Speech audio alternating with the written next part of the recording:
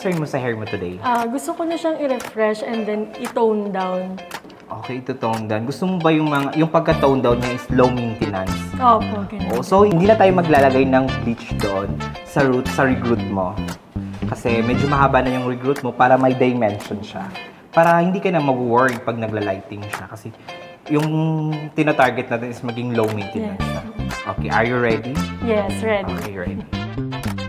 Color ng peg na ginaya namin, low maintenance na siya kasi nag-one shade darker na kami. Hindi na namin hinabol yung lighter part ng hair niya, yung regroot niya.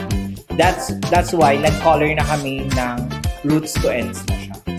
Sa product naman, ang ginamit namin is yung salon brand natin, which is Affinage. Ikikipa rin namin yung natural color ng hair niya.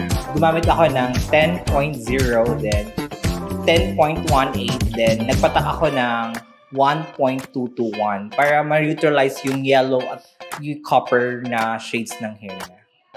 Then after that process, naglagay kami ng treatment para mas lalong maliles yung brassiness ng hair niya. Then, malalagyan din ng moisturizer. Ang ginawa namin treatment is nourishing treatment ng Moroccan organ.